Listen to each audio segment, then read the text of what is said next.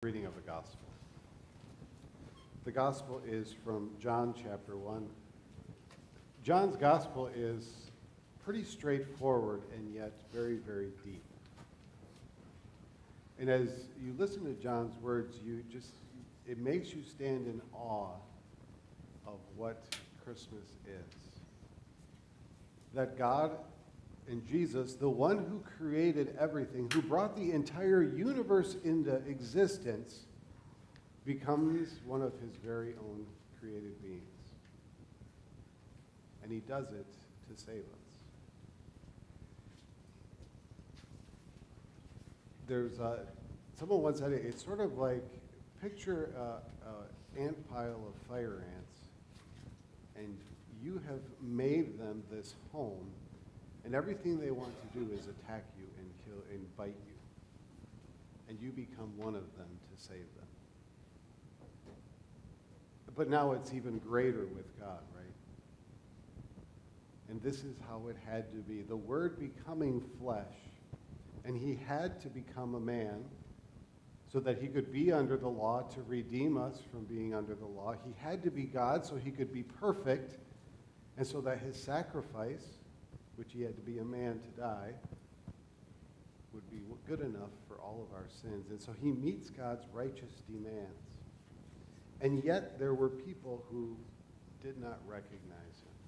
He came to his very own people, the Jews who had waited and waited and waited for the promised Messiah, and they don't believe.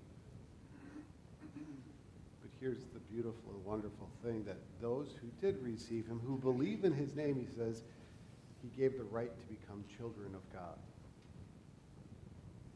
God becomes one of us so that you might become a child of God.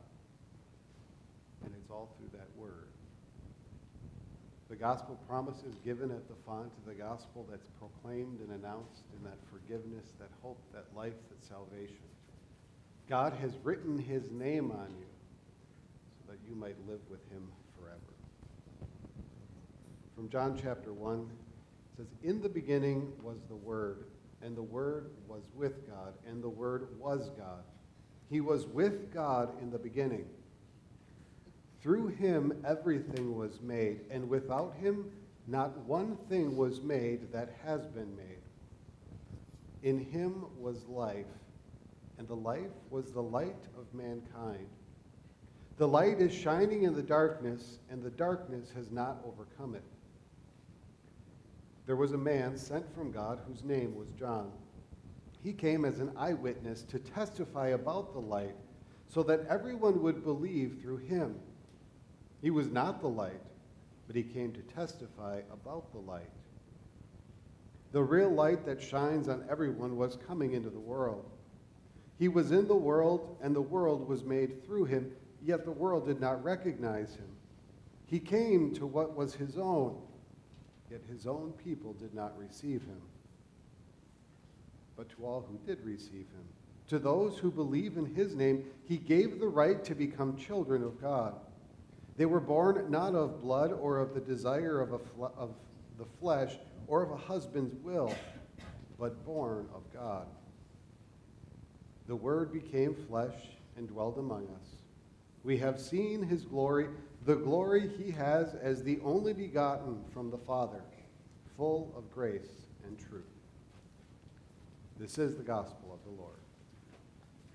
Praise be to you, O Christ. Congregation may be seated for the choir song.